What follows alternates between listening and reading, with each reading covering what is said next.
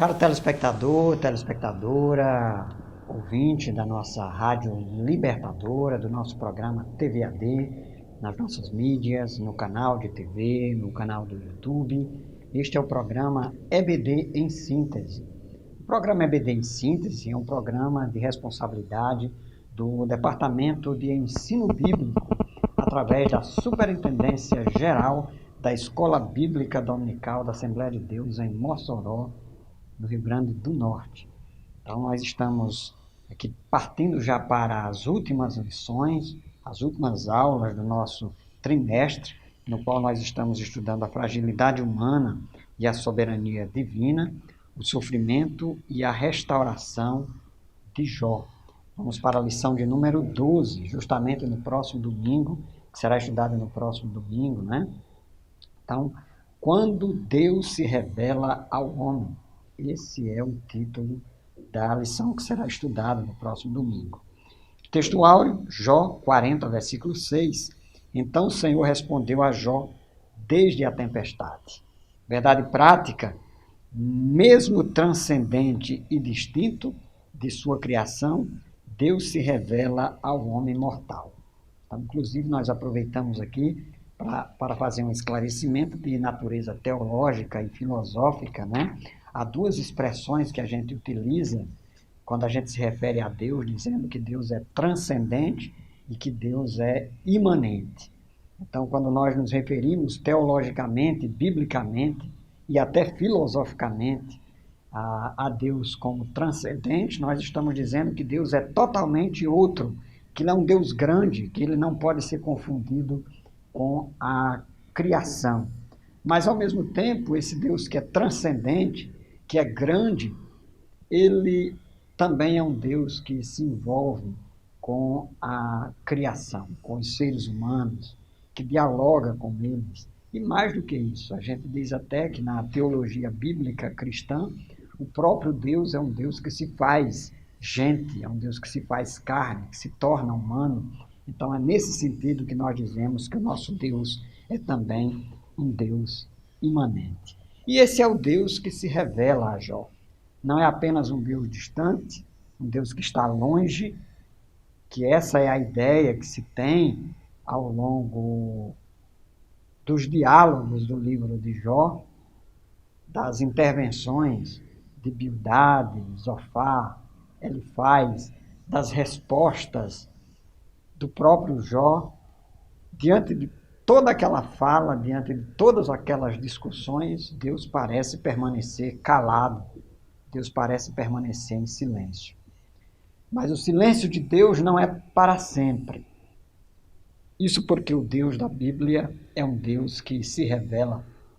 O Deus da Bíblia é um Deus que se comunica, é um Deus que fala. Portanto, o Deus que se revela no livro de Jó, ele chega um momento em que, finalmente, ele quebra o silêncio. E o silêncio de Deus é quebrado, né? Quando Deus se revela nos capítulos 38 a 41 do livro de Jó.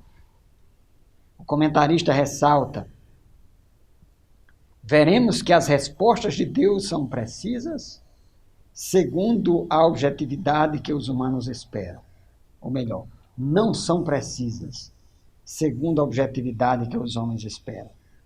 Jó é desafiado a comparar sua habilidade e sabedoria com as divinas e a responder quem de fato age com justiça no mundo. Interessante, meus queridos irmãos e irmãs, que Jó, segundo os cálculos dos estudiosos, Jó fez aproximadamente 40 perguntas a Deus ao longo das suas falas, das suas orações. Sabe quantas dessas perguntas Deus respondeu? Nenhuma. Deus fez uma série de outras perguntas a Jó. E Jó, ao longo dessas perguntas feitas por Deus, Jó percebeu o quanto ele era limitado. Então, o Deus da Bíblia, o primeiro ponto aqui da lição. O primeiro ponto diz que a revelação de um Deus pessoal. Então, o Deus da Bíblia é um Deus que se revela pessoalmente. Isso porque existe uma visão e uma percepção teológica e filosófica até, algumas pessoas querem confundir Deus com a própria natureza. Existe um nome para isso, é panteísmo, ou seja, tudo é Deus. E esse Deus, apregoado e defendido por muitas filosofias e religiões, não é o Deus da Bíblia. Isso porque o Deus da Bíblia é um Deus que se revela pessoalmente. É um Deus que fala. É um Deus que é pessoal. Por isso mesmo é um Deus que se envolve com as pessoas. É um Deus que se relaciona com as pessoas. Então, o Altíssimo, diz o comentarista, havia falado nos 2 primeiros capítulos, lá no início do livro de Jó, quando ele fala com Satanás, e Jó nem dá notícia, nem sabe o que está acontecendo. Mas essa fala era totalmente desconhecida de Jó e dos seus amigos. Deus mesmo não falou durante todo esse período. É complicado conviver com o silêncio de Deus, eu reconheço.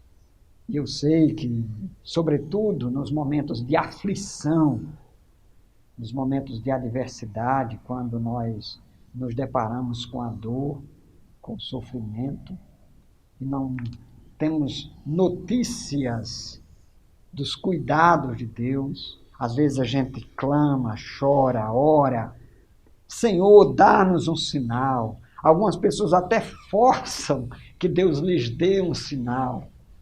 Mas às vezes a resposta de Deus é simplesmente o silêncio. E nós não entendemos. E não entendemos porque Deus é soberano. Mas haverá um momento no qual Deus quebrará o silêncio. Na verdade, nós já podemos saber pelas Escrituras que o nosso Deus fala. Nós podemos depender, e nós dependemos da palavra de Deus, da revelação de Deus. E nós que somos pentecostais, dependemos de uma mensagem profética, de uma palavra de exortação, de consolo, às vezes trazida por uma mensagem profética. Mas nem sempre isso acontece. E às vezes nós ficamos diante do texto bíblico, que é a revelação divina, as palavras de Jesus, as orientações de Jesus, é a base, o fundamento e a revelação na qual nós podemos confiar. E saber que Deus fala, assim como Deus falou no meio daquele redemoinho para Jó. Nós podemos ter a certeza de que Deus é um Deus que se manifesta e que se manifesta poderosamente, mas ao seu tempo e à sua hora. Jó aprendeu que Deus se revela quando ele esteve diante daquilo que o comentarista denomina de manifestação teofânica de Deus, ou seja, Deus se revela de algum modo e através de alguma coisa. Deus se revelou a Moisés através de uma sarça ardente. Deus se revelou a Jó através de um redemoinho. Em todo caso, Jó teve a percepção e a noção de que Deus estava presente, de que Deus não havia o abandonado. E aí, nós convidamos você a perceber que o nosso Deus é um Deus que às vezes nós não entendemos e até pensamos que ele é um Deus que está distante, mas ele está do nosso lado, ele está ali junto conosco, ele é um Deus presente, ele não é um Deus ausente. Os amigos de Jó, e às vezes o próprio Jó, conheciam um Deus como El Shaddai, que é o Deus Todo-Poderoso, a expressão hebraica, que quer dizer o Todo-Poderoso, é o Deus transcendente, é o Deus grande, e que às vezes dá até a ideia de um Deus ausente. É um Deus poderoso, é um Deus criador dos céus e da terra. Às vezes esse é o único Deus que as pessoas conhecem. Mas conforme eu tenho afirmado e reafirmado ao longo das nossas aulas, o Deus da Bíblia não é apenas o El Shaddai. Ele é o El Manuel. Ele é o Adonai. Ele é o Yahvé, o Yahweh, o Adonai. Ele é um Deus conosco. Portanto, ele é o Deus que se revela, é o Deus que está ao nosso lado, que está presente. Não é um Deus ausente, não é um Deus dos deístas, como aquele que criou, como um relojoeiro que criou o relógio e abandonou o relógio, que não sabe mais onde ele está. Ele é um Deus que está ali, presente. Detalhe, mesmo que nós não percebamos, Deus está conosco em todas as horas e em todos os momentos. Concluímos assim o primeiro bloco do nosso programa EBD em Síntese. Continue conosco, voltaremos logo em seguida.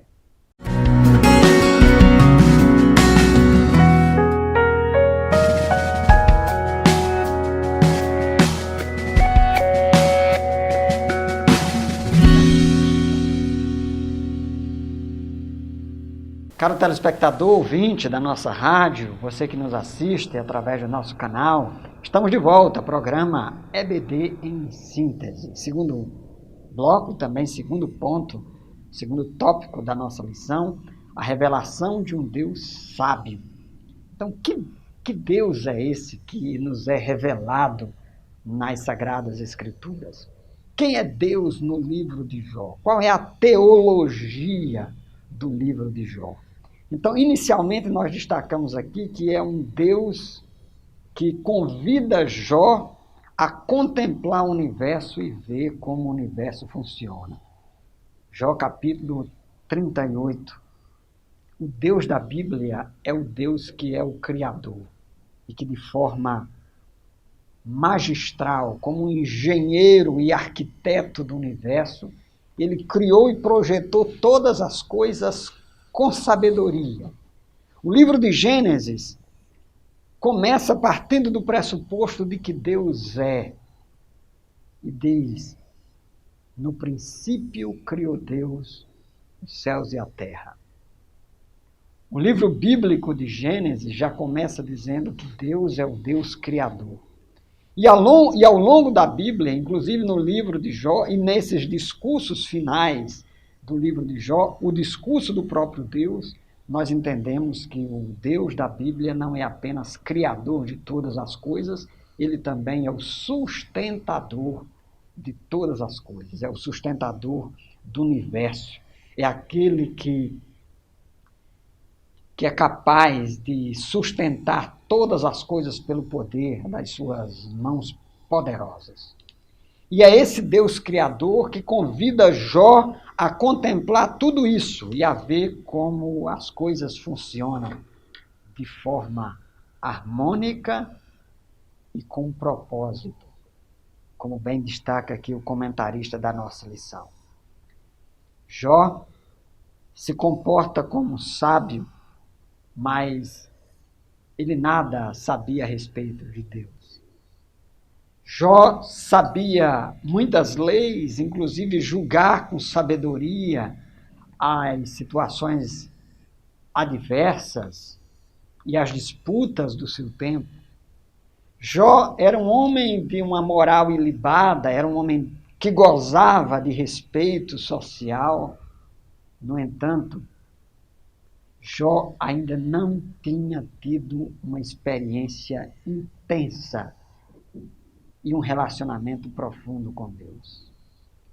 Isso deve nos servir de lição, porque algumas vezes nós conhecemos Deus, mas conhecemos apenas Deus pelo que lemos.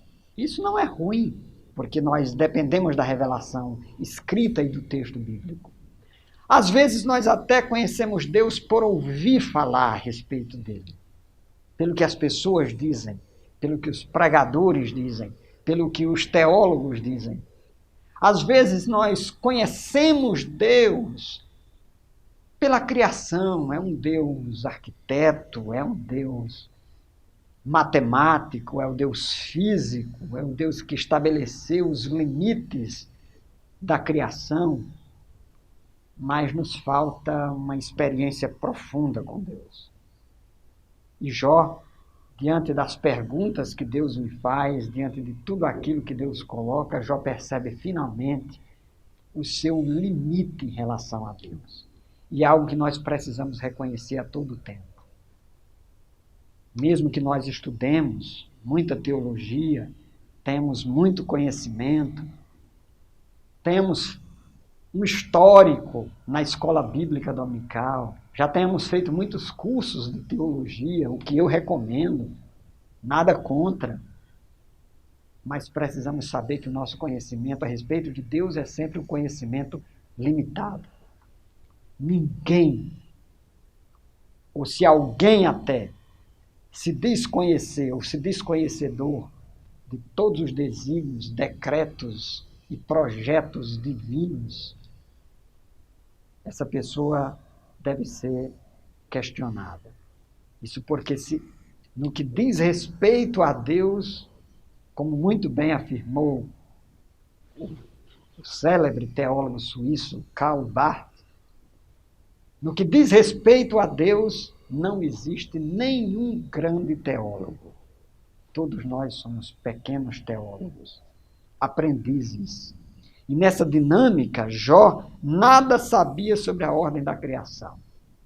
Jó se demonstrou ignorante, mesmo em relação a algumas coisas humanas. Nós vivemos numa sociedade tecnológica, muitas informações, a gente digita lá no Google e as informações aparecem. Mas eu estava lendo um livro um dia desses, e o autor comentava que existe um dicionário chamado Dicionário da Ignorância. Talvez se você procurar em algum lugar, em algumas das lojas virtuais, você se depare com esse livro. O Dicionário da Ignorância, alguém teve a sabedoria de destacar todas as informações que estão no universo e que nós nada sabemos a respeito. Então, existem muitas coisas que a ciência ainda não conseguiu explicar. Isso é uma demonstração dos nossos limites. E foi o que Deus fez com Jó. Deus fez uma série de perguntas para que Jó, que se achava tão sábio, tão conhecedor, tão inteligente, ele se colocasse diante da sua condição, do seu limite, percebesse quem ele era e reconhecesse que, mesmo no tocante a questões da natureza, mesmo no que diz respeito à questão da natureza, não vou nem muito longe, se o nosso conhecimento a respeito de Deus é limitado, né? Essa ausência, essa ignorância se revela às vezes no que diz respeito à própria natureza. Existem muitas coisas que nós não sabemos. Portanto, devemos reconhecer o nosso lugar, nos humilhar diante de Deus e não querer ser mais do que nós somos. Então, na necessidade de conhecer a Deus melhor, Jó precisava ver-se limitado, conhecer a Deus como Criador, mas também conhecer a Deus como um soberano. Jó precisava conter o seu orgulho. Jó era um homem íntegro, era um homem reto, era um homem que se desviava do mal, mas Jó não era perfeito. Jó tinha o seu orgulho, tinha a sua altivez. A gente, quando vê Jó fazendo o levantamento da sua vida, às vezes ele se fundamenta na sua moralidade, no seu conhecimento, nas suas habilidades, na forma de tratar as pessoas. Mas nós precisamos conhecer a Deus melhor. Precisamos ter uma noção dos nossos limites. Termos uma percepção de que Deus é grande e que nós somos limitados. Nós somos pequenos. Que Deus é eterno. Que Deus está, como diz o hino da harpa que eu gosto de citar, da harpa cristã, está para muito, muito além do nosso entendimento. E quando nós nos colocamos nessa condição, temos a oportunidade de ter uma percepção maior de Deus e também ter uma percepção mais apropriada de nós mesmos. Assim, nós estamos concluindo o segundo bloco do nosso programa EBD em Síntese. Convidamos você a permanecer conosco e voltaremos logo em seguida para o último e terceiro bloco, no qual nós estaremos estudando a respeito da revelação de um Deus poderoso e justo.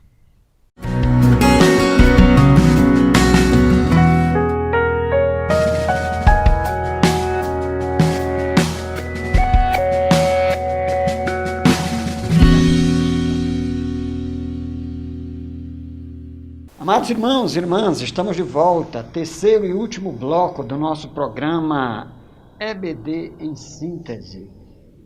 Terceiro ponto da nossa lição, a revelação de um Deus poderoso e justo.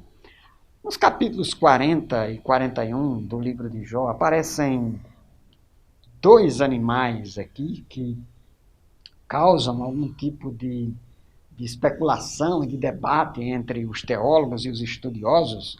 É o Behemoth e o Leviatã, que são citados por Deus. Algumas Bíblias tentam traduzir, né? E algumas traduções associam esses nomes hebraicos ao hipopótamo e ao crocodilo, respectivamente. Ou seja, o Behemoth seria o hipopótamo e o Leviatã seria o crocodilo. O Behemoth e o Leviatã, no entanto, não existe uma tradução precisa, existem muitos debates a respeito do significado de quem seriam esses animais. Em todo caso, o comentarista reconhece aqui que esses dois animais, tanto o Behemoth quanto o Leviatã, podem representar animais que estão na esfera natural ou na esfera sobrenatural. O livro de Jó é um livro poético, então dá possibilidade e margem para que o próprio Deus, o próprio Jó e o próprio escritor tenham se utilizado de conhecimentos diversos e vários. O mais importante aqui é nós ressaltarmos que Jó não era capaz de explicar quem eram esses animais, como eles agiam, a sua força, né? Sua força bruta, colossal desses animais naturais e até na esfera sobrenatural, imaginária. Jó não era capaz de trazer explicações a respeito desses animais. Isso porque o Behemoth e o Leviatã, mesmo sendo animais cujas forças não poderiam ser explicadas, eram animais que estavam debaixo da mão potente de Deus. Por equivalência e por comparação, nós podemos pensar em quantos animais fortes, animais selvagens que estão aí na criação, na natureza, e que às vezes nos apavoram, nos assustam. Mesmo assim, nós sabemos que o nosso Deus é um Deus que foi e é e sempre será poderoso, porque foi Ele que os criou. Mas também é um Deus que os mantém debaixo do seu controle. Quer dizer, por exemplo, de Daniel na cova dos leões, e os leões não foram capazes de tragar ao profeta, porque Deus os controlou. O nosso Deus é um Deus que tem controle sobre a natureza. Quando Jesus acalmou a tempestade, os discípulos perguntaram justamente: quem é esse que é capaz de acalmar até mesmo as tempestades? Então, esse é o nosso Deus. É um Deus grande, é um Deus poderoso, é um Deus que está para além da natureza. A forma como Deus age sobre a natureza é debate também de muitos teólogos. Alguns acreditam, com a base mais na doutrina da providência divina, e com base também em versículos e textos bíblicos, que o Deus da Bíblia é o Deus que está no comando e no controle, mais especificamente, de cada parte da natureza. Outros teólogos já acreditam que a natureza Deus criou, mas permite que ela se desenvolva a partir das suas leis e das suas normas. Teologicamente, biblicamente, nós acreditamos que o nosso Deus é um Deus poderoso, grande, portanto, Ele é o Criador da natureza, Ele tem poder sobre a natureza, mas nós não podemos deixar de considerar que nós vivemos num mundo caído, Nós vivemos num mundo que, inclusive por causa da queda dos nossos primeiros pais, a natureza foi afetada. E por isso Paulo diz no capítulo 8 da sua Epístola aos Romanos que a natureza geme. Então é por isso que nós temos eclosões de vírus, nós temos tornados, nós temos enchentes, nós temos secas, e todas essas coisas acontecem na natureza, algumas vezes por causa da intervenção direta do ser humano, de forma equivocada no meio ambiente, mas também por causa da própria condição de queda da natureza que se encontra em estado de imperfeição. Mesmo assim, nós sabemos que esse Deus da Bíblia, esse Deus que se revela, é um Deus que, ao seu tempo e de acordo com a sua soberana vontade, do mesmo jeito que ele escolheu a hora e o tempo de se revelar a Jó, a partir daquele redemoinho, o Deus da Bíblia é o Deus que, ao seu tempo, no eschatos, ou seja, nos últimos tempos, na hora oportuna, no tempo que ele mesmo estabeleceu, o Deus da Bíblia haverá de se manifestar para colocar todas as coisas em ordem. Quando a gente lê o livro do Apocalipse, a criação de novos céus, nova terra, nos capítulos 20, 21 do livro do Apocalipse, da Revelação, nós temos uma noção e mais do que isso. Nós temos a esperança no qual todas as coisas voltarão a funcionar de forma harmoniosa, como foram projetadas e criadas originalmente por Deus e como assim o era lá no jardim, lá no Éden, quando Deus criou antes que os nossos pais tivessem caído. Jó, diz o comentarista, jamais poderia ser igual ou mais justo que o próprio Criador, nem muito menos justificar-se diante dele. Isso porque só a graça de Deus poderia justificá-lo. Ele dependeria somente da graça divina. Queridos irmãos, irmãs, saibam vocês, você que nos acompanham através dos nossos programas, saibam vocês que nós não podemos confiar em nossos próprios méritos, em nossas habilidades, em nossas forças para conhecer a Deus. Todo esforço que nós fizermos para conhecer a Deus, o máximo que nós podemos conhecer com base na revelação geral, na revelação da natureza, é que nós conhecemos um Deus poderoso, um Deus criador, um Deus que é El Shaddai, um Deus que é poderoso para criar todas as coisas.